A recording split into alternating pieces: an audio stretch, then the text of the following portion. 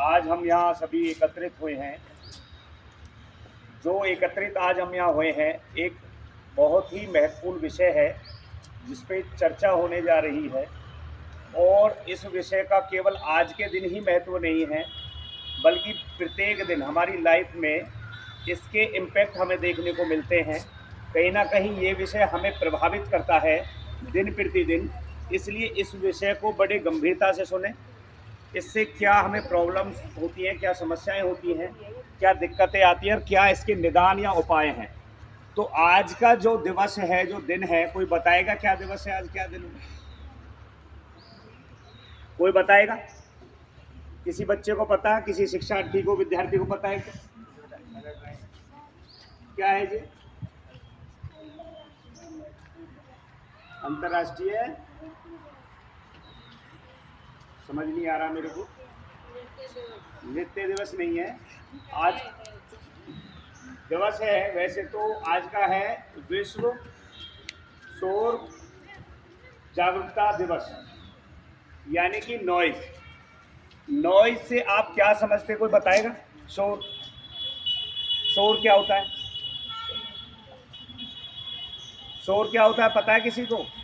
इस शोर शब्द के कई मायने हैं और जिस संदर्भ में हम इसका प्रयोग करते हैं वो आपको समझ में आना चाहिए।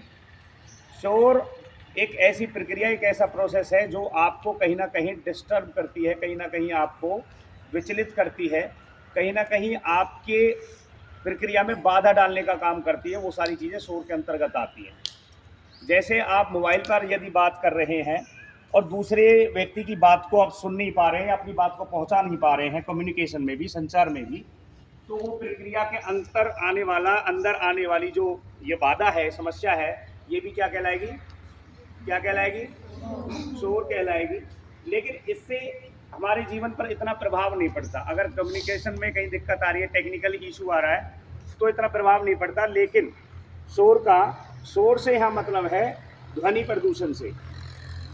हमारे पास कितने प्रकार के प्रदूषण है? कितने प्रकार के? कौन कौन से हैं बताइए जरा। और उसमें से जो पोल्यूशन हमारे पास है, जो प्रदूषण जो हमारे पास है, जो समस्याएं हैं, वो दो तो आपको बहुत ज़्यादा प्रभावित करते हैं। करते तो सारे ही हैं, लेकिन दो तो आपको डायरेक्टली प्रभावित करते हैं, जिनसे हमें बहुत ज़्यादा, जिनके बारे में जागरूक रहने की बहुत ज़्यादा आवश्यकता है। बताइए जरा, कोई बताइए। पॉल्यूशन है, air pollution, water pollution, soil pollution और नॉइज पॉल्यूशन। जो इस बच्चे ने बताया, शिक्षार्थी ने बताया, निश्चित तौर पर सही है। इसमें से आपके जो दो पॉल्यूशन है, ये आपको बहुत ज़्यादा प्रभावित करते हैं। एक है आपका ध्वनि प्रदूषण, शोर शराबा, कितनी डिस्टर्बेंस होती है। एक आपका जो हवा और वायु से संबंधित जो पॉल्यूशन बता रहा है बच्चा, या पॉल्यूशन बता रहा है, एयर पॉल्यूशन जो बता रहा है, ये ज़्यादा प्रभावित करता है। जहाँ आपको अगर एयर आपकी फिल्ट्रेशन में नहीं है या साफ़ नहीं है, तो कहीं ना कहीं आपको डायरेक्ट प्रभावित करते हैं, आपको सांस लेने में दिक्कत आती है, बहुत सारे और प्रॉब्लम, बहुत सारी बीमारियाँ, बहुत सारी दिक्कतें, विकार इत्यादि आपके शरीर के अंदर जो है दिखने लगते हैं, उसके प्रभाव दिखने लगते हैं, सिम्टम्स दिखने लगते हैं। वहीं ध्वनि प्रदूषण के कारण भी बहुत ज़्यादा दिक्कत आपको होती है। पहली बात मैं बता दूं कि इस संगठन की स्थापना कब हुई थी? 1996 में न्यूयॉर्क में CSC यानी centre for hearing and communication द्वारा न्यूयॉर्क में इसकी स्थापना हुई। स्थापना क्यों हुई? ताकि आपको ध्वनि प्रदूषण से होने वाले हानिकारक प्रभावों के बारे में आपको जागरूक किया जा सके, आपको उसके बारे में बताया जा सके और आपको उसके निदान भी दिए जा सके। ध्वनि प्रदूषण होने के क्या क्या कारण है बताना जरा। वो प्रदूषण, ये पॉल्यूशन कब बनता है? जब आपकी हेयरिंग जो पावर है, यानी सुनने की क्षमता से जब अधिक हो और वो डिस्टर्ब करने का काम करने लगे, तो पॉल्यूशन का रूप धारण कर लेता है। वैसे तो पॉल्यूशन डिस्टर्बेंस के रूप में तो आप ऐसे भी मान सकते हैं, जैसे एक अध्यापक कक्षा में पढ़ा रहा है और एक बच्चा शरारत कर रहा है या टीचर्स का ध्यान डिस्ट्रैक्ट करने की कोशिश कर रहा है, तो टीचर का ध्यान भी इधर उधर चला जाता है तो ये भी शोर में आता है, डिस्टरबेंस में। लेकिन इसके इम्पैक्ट इतने ज़्यादा नहीं हैं जितने इम्पैक्ट हमारे अन्य उपकरणों से होते हैं, जैसे लाउड स्पीकर, शादी विवाह इत्यादि में बजने वाले डीजे या अन्य संगीत उपकरण जो हैं ये आपको डिस्टर्ब करते हैं। कितनी क्षमता होती है एक सामान्य मनुष्य की, सुनने की क्षमता कितनी है, कितनी फ्रिक्वेंसी तक सुन सकता है, कितने के बीच चलता है, बताइए जरा, कितनी सुनने की क्षमता, क्या नहीं पता? 20 से 20,000 हर्ट्ज, उसके बीच में हम जो है कम्युनिकेट कर सकते हैं, सुन सकते हैं, उनको सहन कर सकते हैं। यदि उससे ज़्यादा है तो फिर उसको हम नहीं सुन सकते, उसको फिर जानवर जैसे चमगादड़, कुत्ते इत्यादि सुनते हैं। और यदि 20 से कम है तो उसको भी हम नहीं सुन सकते। जैसे भूकंप जब आता है तो उसकी जो तरंगें होती हैं, जो उसका साउंड होता है, उसको हम नहीं सुन सकते। आता है भूकंप, पता चलता है आपको पहले क्या आने वाला है, तो पता चलता नहीं चलेगा।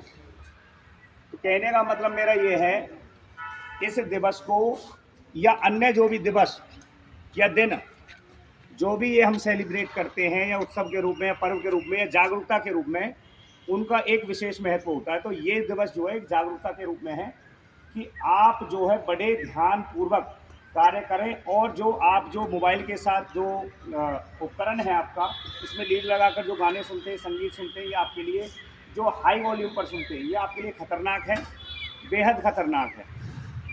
आप लाउड स्पीकर की आवाज़ हाई ना करें। और जो ये यातायात ट्रैफिक जो होता है ये आपको डिस्टर्ब करता है बहुत ज़्यादा। रेलवे स्टेशन पे जब आप होते हैं तो गाड़ियों की आवाज़ आपको बहुत ज़्यादा डिस्टर्ब करती है, क्योंकि उनका जो साउंड होता है वो हायर होता है, पता नहीं पता। और जब लंबे समय तक आप उन्हीं साउंड को सुनते हैं तो आपके मस्तिष्क में, आपके माइंड में वही चीज़ें बार बार घूमती रहती हैं, और जब आप घर पर भी वापस आते हैं तो कहीं ना कहीं वो ऐसे ही सिरदर्द बनकर उन्हीं चीज़ों को आप रिकॉल करते हैं। होता है आपके साथ ऐसा? तो कोशिश ये करें कि ऐसी चीज़, ऐसी जगहों पर ऐसे कार्यक्रम या ऐसी जहां आपको डिस्टर्बेंस लगता है, जो आपको विचलित कर सकती है, ऐसी चीज़ों से आपको बचना है। ठीक है, ये बात समझ में आ रही है? अब इससे दिक्कतें क्या होती हैं? एक तो आपको तनाव होगा सबसे ज़्यादा, अगर आप ज़्यादा फ्रीक्वेंसी में संगीत सुनेंगे या कहीं डिस्टर्बेंस वाली जगह पर रहेंगे, सबसे ज़्यादा होगा आपको स्ट्रेस, तनाव, टेंशन, और सबसे ज़्यादा फिर आपको नींद नहीं आएगी। नींद नहीं आएगी, ये बड़ी समस्या बन जाएगी, तनाव बन जाएगा, और टेंशन बनेगी तो बहुत बीमारी आपके शरीर के अंदर हो जाएंगी, विकार उत्पन्न हो जाएंगे, जिसके कारण आपको जो है अपना जो समग्र जीवन है उसको जीने में आनंद नहीं आएगा। तो ध्वनि प्रदूषण जो है आपको बहुत लंबे समय तक प्रभावित करता है, जिसके कारण आप हमेशा, आपका माइंड स्थिर नहीं रहता, माइंड सही तरीके से काम नहीं करता। इसलिए आपको इस पॉल्यूशन से बचने का केवल एक उपाय है कि कोई भी जो फ्रिक्वेंसी है आपकी, उसको समझे कि आपकी क्षमता कितनी है, आपको क्या सुनना है, कितना सुनना है, और कैसे संतुलन में रहना है। यानी सारी चीज़ें अगर बैलेंस रहेंगी, संतुलन में रहेंगी, तो कहीं ना कहीं हम इससे निदान पा सकते हैं, इसके उपाय खोज सकते हैं, इसके सॉल्यूशन खोज सकते हैं। जैसे पानी, पानी भी पॉल्यूटेड होता है, लेकिन इसके निदान क्या है? अक्सर हम घरों में जो पानी पीते हैं उसको हम क्या बताते हैं हमें कि पानी को ज़्यादातर क्या करके पीना चाहिए। जो नल या टंकी से पानी हम डायरेक्ट लेते हैं, क्या वो शुद्ध होता है? क्या करना चाहिए उसके साथ? क्या करना चाहिए? कितने लोग पीते हैं ऐसे? कितने लोग पीते हैं? सुनते सभी हैं लेकिन मानता कोई नहीं। इलाज से अगर कुछ बेहतर है तो वो है जागरूकता। कुछ हो जाएगा, उसके बाद अगर हम ये कहेंगे कि नहीं ऐसा कर लेते तो अच्छा होता, तो उससे बेहतर है कि जो चीज़ें आपको बताई जा रही हैं उनको इम्प्लीमेंट करें, उनको अपने संज्ञान में लाएं, तो निश्चित तौर पर कुछ इसके निदान किए जा सकते हैं। पानी को उबाल कर पीना चाहिए, मतलब पीना ही चाहिए, ये आपकी सेहत के लिए अच्छा है। आप कहेंगे जी मिनरल वाटर पीते हैं हम, तो आरओ का पानी पीते हैं। मैं आपको बता दूं, मिनरल वाटर या आरओ का पानी है, जो भी फिल्ट्रेशन किया हुआ पानी है ना, उसके अंदर वो पोषक तत्व नहीं होते जो आपके शरीर को लाभ पहुंचाते हैं, बता दूं मैं आपको। इसीलिए आप देख रहे हैं कि आधुनिक समय में जीने वाला व्यक्ति आज अपनी आयु से, जो एक औसत आयु होती थी पुराने समय में 100 वर्षों में बांटा गया था, यानी 100 वर्ष मानी गई थी मनुष्य की आयु, आज आयु घटकर आधी रह गई। आज कहते हैं कि आज का मनुष्य केवल 50 और 60 से ज़्यादा नहीं पहुंचेगा। क्यों कहते हैं ऐसा? क्योंकि आज हमारा खान पान, रहन सहन, पहनने ओढ़ने का ढंग पूरे तरीके से परिवर्तित हो चुका है, बदल चुका है। आज हम क्या खा रहे हैं? पहले क्या खान पान था, आज फास्ट फूड हमारा भोजन हो गया। सही है या गलत है? फास्ट फूड ज़्यादा यूज़ कर रहे हैं ना, इस्तेमाल कर रहे हैं। क्या लाभकारी है हमारे लिए? जितनी भी मैदा से बनी हुई चीज़ें हैं वो हमारे त्वचा को, हमारे उदर को, हमारे शरीर को, देह को, काया को, बदन को बहुत ज़्यादा परेशान करती हैं। इसलिए मैदे से बनी हुई चीज़ें बहुत कम खाएं, ना के बराबर मात्रा में लें, पौष्टिक भोजन लें, तो आपका शरीर स्वस्थ रहेगा। आपको हर चीज़ की नॉलेज होनी चाहिए, जागरूकता होनी चाहिए, और उस पर अमल करने की ज़्यादा आवश्यकता। केवल ये नहीं कि आपने सुन लिया फिर उस पर अमल नहीं किया। डॉक्टर कहते हैं कि ये मत करो नहीं तो ये हो जाएगा, लेकिन क्या कहता है रोगी, चलो होगा जब का जब देखा जाएगा। तो डॉक्टर इसमें क्या करेगा? डॉक्टर का कसूर थोड़ी है, कसूर तो आपका है। आपको पहले बता दिया गया, इसलिए हम बता रहे हैं कि प्रदूषण जो भी है वो आपको कहीं ना कहीं आपकी लाइफ में डे बाय डे